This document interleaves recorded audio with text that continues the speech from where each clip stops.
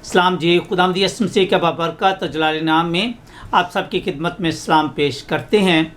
और काशिश पाकिस्तान एक बार फिर आपकी रूहानी ताज़गी और ईमान में मजबूती के लिए नए पैगाम के साथ हाज़िर है। मेहरबानी करके जब आप इस पैगाम को सुनें, देखें, समझें, तो इसको ज़रूर अपनी ज़िंदगी में अपनाना। और आप हमारे चैनल को भी सब्सक्राइब कर सकते हैं, लाइक कर सकते हैं और हमें अपने कमेंट्स के ज़रिए बता सकते हैं कि आपको ये पैगाम कैसा लगा। आज के पैगाम काعنवान है, हर एक घुटना यीशु के आगे झुकेगा। हर एक घुटना यीशु के आगे झुकेगा। Every knee shall bow before Lord and Saviour Jesus Christ. आज का पैगाम मुक़द्दस पौलुस रसूल का ख़त फिलिपियों के नाम, उसका दूसरा बाब, उसकी 5वीं आयत से लेकर 11 आयत तक लिया गया है। और आपके लिए खुदा का कलाम लेकर हमारे संडे स्कूल की टीचर आ रही हैं। आए खुदावंद के कलाम को सुने। वैसा ही मजाज रखो जैसा मसीह यीशु का भी था। उसने अगरचे खुदा की सूरत पर था, खुदा के बराबर होने को कब्जा में रखने की चीज़ ना समझा, बल्कि अपने आप को खाली कर दिया और खादम की सूरत इख्तियार की और इंसानों के मुशब्बा हो गया और इंसानी शक्ल में ज़ाहिर होकर अपने आप को पुस्त कर दिया और यहाँ तक फरमा बरदार रहा कि मौत बल्कि सलीबी मौत गवारा की। उसी वास्ते खुदा ने भी उसे बहुत सर बुलंद किया और उसे वो नाम बख्शा जो सब नामों से आला है, ताकि यीशु के नाम पर हर एक घुटना झुके, खा आसमानियों का हो, खा ज़मीनियों का, खा उनका जो ज़मीन के नीचे हैं, और खुदा बाप के जलाल के लिए हर एक ज़ुबान इकरार करे कि यीशु मसीह खुदावंद है। पाक कलाम का पढ़ा और सुना जाना हम सब के लिए बायस बरकत हो। खुदा का शुक्र हो। बहुत शुक्रिया आपका कि आपने हमारे लिए खुदावंद का कलाम पढ़ा है। तो हम खुदावंद की आवाज़ को सुनते हैं। मेरे अज़ीज़ों, ये ख़त मुक़द्दस पौलुस रसूल ने फिलिपियों की कलीसिया के नाम लिखा है। और फिलिपियों की कलीसिया यूरोप में मुक़द्दस पौलुस रसूल ने अपने मिशनरी सफ़र के दौरान जो है वो कायम की थी। और वहाँ पर जाकर उसकी आबियारी करता है, उसको खुदावंद का कलाम सुनाता है, उसके लिए जो है वो पैगाम तैयार करता है और उसकी देखभाल करता है। आप जैसा जानते हैं कि जिस भी पौधे को लगाया जाए, अगर उसकी मुनासिब देखभाल ना की जाए तो वो मुरझा जाता है और सूख जाता है और फिर ख़त्म हो जाता है। लेकिन अगर पौधे की अच्छे तरीके से जो है परवरिश की जाए, अच्छे तरीके से जो है वो उसकी देखभाल की जाए, वक़्त पर उसको पानी दिया जाए, अच्छी उसको खुराक मिले और उसकी जो है कांट छांट होती रहे, तो वो दरख्त बड़े अच्छे तरीके से उगता है, बहुत सा फल लाता है और फिर तमाम लोग उससे लुत्फ़अंदोज़ होते हैं। आज के पैगाम में मुक़द्दस पौलुस रसूल फिलिपियों की कलीसिया के नाम ये ख़त लिखते हैं और इसमें बहुत ही अहम तरीन चीज़ को पेश करते हैं। ज़रा थोड़ा सा यीशु मसीह को देखें, उसकी ज़िंदगी पर गौर करें तो आपको पता चलेगा कि यीशु मसीह की ज़िल्लत और रसवाई का आप अंदाज़ा लगा सकते हैं। वो जो दुनिया का खालिक और मालिक है, वो जो अल्फ़ा और ओमेगा, वो जो इब्तिदा और इंतहा, और वो जो मुश्किल कशा है और दुनिया का खालिक और मालिक है, वो आज नौकर बन गया है। आप ज़रा उसकी ज़िंदगी को देखें कि जब वो आखिरी खाने के मौका पर अपने शागिर्दों के पांव धोते हैं तो उसने शागिर्दों को ये सबक दिया कि अगरचे मैं खुदावंद हूँ, अगरचे मैं दुनिया का खालिक और मालिक हूँ, लेकिन मैंने तुम्हारी खिदमत की है। वो जो दूसरों को हुक्म देता है, वो जो बदरूहों को हुक्म देता है, उसके बदरू हुक्म से निकल जाती हैं। वो जो मुर्दा को जो हुक्म देता है और वो कब्र से जिंदा हो जाता है, और वो जो अंधों को आंखें देता है, आज वो दूसरों का हुक्म मानता है। यहाँ पर उसकी फर्माबरदारी को देखिए कि उसने इंसान को बचाने के लिए, इंसान की निजात के लिए, उसको गुनाह की दलदल से निकालने के लिए, उसको अब्दी ज़िंदगी देने के लिए, उसको गुनाहों की माफ़ी अता करने के लिए, उसका कफ़ारा देने के लिए उसने शर्मनाक और रसवाई की मौत को चुन लिया है। कि इंसान ने गुनाह किया है, कि खुदा के कलाम में लिखा हुआ है कि जो जान गुनाह करेगी वो मरेगी। लेकिन चूंकि इंसान ने गुनाह किया, जैसा पौलुस रसूल कहते हैं कि सब ने गुनाह किया और खुदा के जलाल से महरूम रहे। For all have seen and come short from the glory of God. उस खुदा के उस स्टैंडर्ड से कि वो पाक है, हम गिर गए हैं और गुनाह किया है, और गुनाह की मजदूरी मौत है। तो उसने वो मौत जो हमें दरकार थी अपने ऊपर ले ली। वो शर्म और रसवाई जो हमें दरकार थी उसने अपने ऊपर ले ली, और वो सलीब पर मसलूब हो गया। उसने खुदा की मर्जी को पूरा किया है। उस पे इतना दुख, इतनी मुश्किल और इतनी उसको परेशानी, मार कटाई का सामना है कि उसका पसीना जो है वो खून की बूंदें बन बन कर गिरता है। उसके जिस्म की हड्डियां जो हैं वो चकनाचूर हो गई है। उसका जिस्म जो है वो खून में लथपथ है। और उसने इंसान को बचाने के लिए, क्योंकि वह सच्चा खुदा, उसने कहा है कि मैं इसलिए आया हूँ कि खोयों को ढूंढूं और उनको नजात दूँ। अगर लूका की इंजील 4:18 से पढ़े तो लिखा, उसने मुझे इसलिए मसा किया कि कैदियों को रुखाई, अंधों को बेनाई और कुछ लोगों को आज़ादी बख्शूं। और यहाँ पर उसने इंसान का कफ़ारा दिया है, खुदा की मर्ज़ी को पूरा किया है। नजात का वो मंसूबा जो खुदा ने पैदाइश की किताब से, जब आदम और हवा ने गुनाह किया है और वो गुनाह के दलदल में गिर गए और फिर गुनाह आलूदा ज़िंदगी में आगे बढ़ते गए और वो कैंसर की तरह उनकी ज़िंदगी में फैलता गया। आज इंसान को नजात देने के लिए, आज इंसान को छुड़ाने के लिए, आज इंसान को खुदा की नज़र में सरबुलंद करने के लिए, आज इंसान को खुदा से मिलाने के लिए उसने अपनी जान की कुर्बानी दे दी है और लानती मौत को कबूल किया है। और फिर खुदा ने से वो नाम बख्शा है जो सब नामों से आला है, ताकि हर एक घुटना का आसमान पर, ज़मीन पर या ज़मीन के नीचे है, उसके सामने झुके और इस बात का इकरार करे कि यीशु मसीह खुदावंद है। मसीह खुदावंद में मेरे असीस बहनों और भाइयों, हमारा मसाज भी, पौलुस रसूल कहते हैं कि हमारा मसाज भी वैसा ही होना चाहिए, हमारा चाल चलन भी वैसा ही होना चाहिए, हमारा बोल चाल भी वैसा ही होना चाहिए, हमारा मेल मिलाप भी वैसा ही होना चाहिए जैसा यीशु मसीह का था। कि हर वक्त इंसान की मदद की जाए, हर वक्त इंसान को गुनाह से छुड़ाया जाए, उसके लिए आसानियाँ पैदा की जाएं, उसको दुख, मुसीबत, मुश्किल और गुनाह से रहाई, आज़ादी और मुखलसी दी जाए।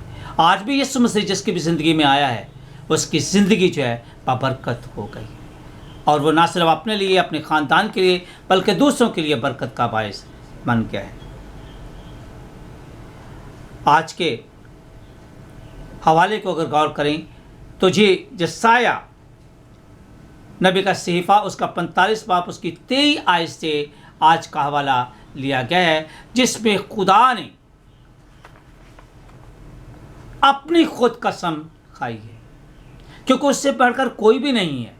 इसलिए वो अपनी कसम खाते हैं कि हर एक घुटना जो है वो उसके सामने झुके। और यहाँ पर हम देखते हैं कि यीशु मसीह के आगे खुदा ने कहा है कि हर एक घुटना झुके, आसमान का, ज़मीन का और ज़मीनियों का। अगर देखिए कि खुदा ने इंसान की शक्ल को इख्तियार किया है, इंसान के मुशाबा हो गया है, ताकि इंसान के दुख को, इंसान की मुश्किल को, इंसान के प्रॉब्लम को समझ सके और उनका हल ढूंढ सके। इसलिए पतरस रसूल कहते हैं कि उसके मार खाने से हमने शफा पाई है। और यूहन्ना तो यहाँ तक कहता है कि इब्तिदा में कलाम था और कलाम खुदा के साथ था और वही कलाम खुदा था जो दुनिया में आकार मुजस्सम हुआ, यानी यीशु मसीह ही खुदा है। कैसे? वो जो खुद खुदा है। क्यों? क्योंकि खुदा के पास जो है वो गुनाह माफ़ करने का इख्तियार है और यीशु मसीह गुनाहों को माफ़ करते हैं और कहते हैं जा फिर गुनाह ना करना।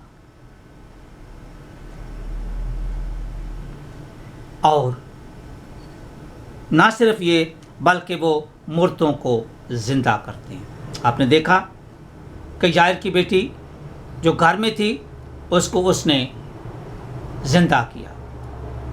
और इसके अलावा जो है नैनवा के बेवा को देखें कि वो जनाजा उसका लेकर जो है वो रास्ते में जा रहे हैं तो खुदावन ने उसका बेटा जिंदा करके नैनवा की बेवा को उसका बेटा दे दिया। और फिर लाजर जो है वो यूहन्ना की 11वें बाब में कि वो 3 दिन का मुर्दा है और फिर उसको कब्र से जो है आवाज़ दी और वो कफन समेत बाहर निकल आया और जिंदा हो गया। और यीशु मसीह खुद मुर्दों में से जिंदा होकर इस बात का सबूत देते हैं कि वो खुदावंद है और कुदरत रखने वाला खुदा है। आज देखें वो लंगड़ों को चलाता है और तरह तरह की बीमारियां जो भी हैं उसके सामने आती हैं, वह सब उनको अच्छा करता है। तो इसका मतलब है कि वो खुदा है। जो भी इंसान इस दुनिया में आया है वो उसके मार खाने से शफा पा सकता है। यहाँ पर हम इस बात को देखते हैं कि खुदा का एक वादा है जिसने वादा किया है और वो ये है कि ये उसका अनशेकेबल प्रॉमिस है कि खुदा ने सच्चाई की बात की है। और ये कि जब हम अदालत में जाते हैं तो वहाँ पे जिसको कहते हैं कसम खाना जो है हलफ उठाया जाता है और इस बात का जो वादा किया है कि सचमुच यीशु मसीह खुदा है और हर एक घुटना आसमान पर है, ज़मीन पर है या ज़मीन के नीचे है, उसके सामने झुकेगा और इस बात का इकरार करेगा कि वो खुदावंद है। और रोमियो जो है 10 बाब उसकी 9-10 में लिखा है कि अगर तू अपने मुंह से इकरार करे और दिल से ईमान लाए कि यीशु मसीह खुदावंद है तो तू नजात पा गया। मेरे चीज़ों यहाँ पर देखने की ज़रूरत है कि आज भी हम देखते हैं कि खा कोई भी इंसान हो, काला हो या गोरा हो, अमीर हो या गरीब हो, और आज़ाद हो या गुलाम हो, ताकतवर हो या कमज़ोर हो, हर एक इंसान उसके सामने झुकेगा और इकरार करेगा कि वो खुदावंद है, वो बादशाहों का बादशाह है और वो मुक्ति दाता है। अगर आपकी ज़िंदगी में आज तक यीशु मसीह नहीं आया तो वो आपके दिल के दरवाजे पर दस्तक दे रहा है। Taste and see God is good. अब ज़रा देखते हैं कि इस दुनिया में कौन कौन सी ऐसी गर्दनें हैं जो खुदावंद के सामने आज नहीं झुकती। सख्त गर्दन इंसान, पहली बात है कि सख्त गर्दन इंसान, the stiff neck of materialism. मेरे चीज़ों, यीशु मसीह ने इसलिए कहा कि पैसा जो है वो ताकत है जो इंसान के दिल पर राज करता है और उसका खुदा से जो है वो मेल मिलाप नहीं होने देता, क्योंकि वह ज़्यादातर जो है वो इन्हीं कामों में उलझा रहता है। मैं ये नहीं कह रहा कि पैसे का होना जो है या अमीर होना कोई बुरी बात है, लेकिन किसी भी चीज़ का इस्तेमाल जो है उस पर डिपेंड करता है कि आप उसको कैसे इस्तेमाल करते हैं। अगर आप उस पैसे को पैसे की जगह पर रखते हैं और खुदा को खुदा की जगह पर रखते हैं और हर वक्त जो है पैसे के पीछे नहीं भागते, इसमें उलझे नहीं रहते और आपकी नज़रें ईमान के बानी और कामल करने वाले यीशु मसीह पर जमी हुई हैं। आप उसके कलाम को मानते हैं, उस पर अमल करते हैं और खुदा ने जो आपको बरकत दे रखी है आप दूसरों के साथ शेयर करते हैं, तो इसमें कोई मुसहका नहीं, इसमें कोई शर्मिंदगी नहीं, इसमें कोई परेशानी नहीं कि आप अमीर हैं। आप यहाँ पे भी अमीर हैं और आप खुदा की हज़ूरी में भी। लेकिन अगर आप हर वक्त पैसे के पीछे भागते हैं, खुदा ने जो आपको ज़िंदगी दी है, वक़्त दिया है, तंदुरुस्ती दी है, उसकी आप कुछ भी कीमत नहीं चुकाते, कुछ भी आप जो है वो उसकी शुक्रगुजारी नहीं करते, तो फिर ये मुश्किल है। इसलिए कहा गया है कि अमीर आदमी का खुदा की बादशाही में दाखिल होना ऐसे ही मुश्किल है। क्यों? क्योंकि वो हर वक्त अपनी दौलत, अपने पैसे और पैसे की खातिर पत्नी कौन कौन से गुनाह करता है। इसलिए उसका खुदा की बादशाही में दाखिल होना जो है वो बहुत मुश्किल है।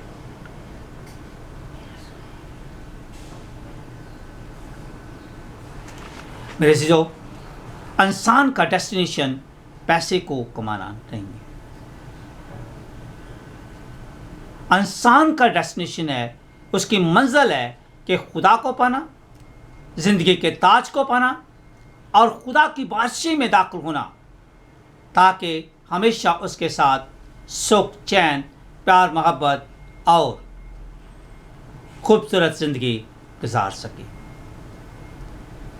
दूसरा है कि अपना बड़ापन दिखाना। आजकल हम जदीद तरीन और दौर में रह रहे हैं और यहाँ पे जो है वो इसको कहते हैं कि आम तौर पे इंग्लिश में कहते हैं पोस्ट मॉडर्न वर्ल्ड में रह रहे हैं। यहाँ पोस्ट मॉडर्न वर्ल्ड में क्या होता है कि जदीद तरीन चीज़ें हैं जो हमें अपनी तरफ जो है वह अट्रैक्ट करती हैं और हम ज़्यादातर वक़्त जो है वो उनकी तरफ लगे। जैसे कार है, नई कार है, आज ही आ गई है, हम इससे और ज़्यादा महंगी जो है वो ख़रीदना चाहते हैं और ज़्यादा मॉडर्न जो है वो चीज़ को ख़रीदना चाहते हैं। एक फ़ोन है, इसके अलावा दूसरा फ़ोन जो है वो मॉडर्न जो है वो ख़रीदना चाहते हैं। इसके अलावा जो है और बहुत सारी चीज़ें हैं जो हम खरीदते रहते हैं। ये हमारी बुरी चीज़ नहीं है, अच्छी चीज़ है कि आप जो है वो अपने आप को अपग्रेड करते हैं और अच्छे तरीके से जो है आप रहते हैं। लेकिन अगर आपने अपने आप को खुदा के साथ अपग्रेड नहीं किया, अगर आप दुनिया में तो बहुत सारे आप अमीर लोग हो सकते हैं, लेकिन क्या आप खुदा की नज़र में भी बड़े हैं, अमीर हैं? एक दफ़ा का जिक्र है कि एक आदमी था, बहुत अमीर था और वो अपने करीबल मर्द था और क्या होता है कि वो लोगों को दिखाने के चक्कर में है कि मैं बहुत अमीर हूँ, मैं अच्छे अच्छे खाने खाता हूँ, हर काम जो करता है मेरे पास जदीद टेक्नोलॉजी है, हर चीज़ मेरे पास है और मैं आराम की ज़िंदगी के साथ हूँ। और खुदा आया, उसने बोला चल भाई तेरा इस दुनिया से चलने का वक़्त आ गया है। तो इस बोला थोड़ी देर रुके ज़रा, मुझे अपने वालिदैन को या अपने माँ बाप को जो है और अपनी बीवी बच्चों को जो है वो कुछ उनके साथ वक़्त गुजारना है। बोलते हैं नहीं नहीं वो इस दुनिया की हैं, आप मेरे साथ चलिए। फिर बोलते हैं कि इस बैग में क्या है? तो बोलता है इसमें तेरी जायदाद। इसमें क्या है? मेरी सारी प्रॉपर्टी है। वो बोलता है नहीं नहीं नहीं वो भी यहाँ पे रह जाएगी, वो भी तेरे साथ नहीं चलेगी। और आखिरकार वो ज़िद करता है और कहता है मुझे दिखा कि इसमें क्या है। तो जब वो उस बॉक्स को खोलता है तो बिल्कुल खाली निकलता है और वह सार सार रोने लगता है, ज़ारो कतार होता है कि मैंने दुनिया में सब कुछ हासिल करने की कोशिश की है, मैंने दुनिया की हर चीज़ को पाने की कोशिश की है, लेकिन इस दुनिया से जब मैं कूच करके जा रहा हूँ तो खुदा के सामने मेरे पास कोई भी चीज़ नहीं, मैं बहुत गरीब और बहुत ही नकामा हूँ। तो मेरे शिशो, आपका असल वतन ये नहीं, आपका असल वतन वो है जिसमें आप हमेशा जाकर खुदा के साथ रहेंगे और उसकी बादशाही में होंगे। बहुत सारे लोग ऐसे हैं जो कहते हैं कि मैं सेहत कुछ ज़्यादा जानता हूँ, मैं ज़्यादा नॉलेज रखता हूँ, लेकिन सेहत का देने वाला खुदा है। इसके अलावा तीसरी किस्म की जो है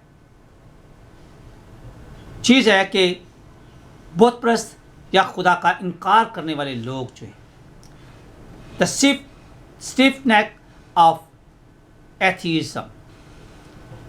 इसका मतलब है कि लोगों के मादी अशिया और दौलत को खुदा की जगह पर रख दिया या खुदा का मकाम दे दिया है।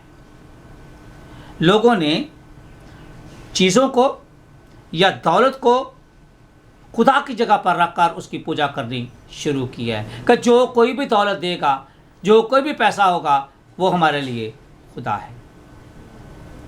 वो कहते हैं कि कोई खुदा है या नहीं। अगर आप ज़बूर 114 में पढ़ें तो वहाँ पे लिखा हुआ कि नादान अपने दिल में कहता है कि खुदा है ही नहीं। मेरे अज़ीज़ों, खुदा आज भी मौजूद है और सब कुछ उसके कंट्रोल में है। ये हमारे दिल का या हमारी आंखों का या हमारी सोच का हेर फेर है कि खुदा मौजूद नहीं है। अगर आप दुनिया पर निगाह करें और दुनिया की हर चीज़ को देखें तो खुदा आपको वाज़े तौर पे जो है वो नज़र आएगा कि कोई ऐसा सबसे बड़ा खुदा है जो सारी दुनिया को चला रहा है, जो निज़ाम को चलाता है और कायनात के निज़ाम को रमा दमा रखता है।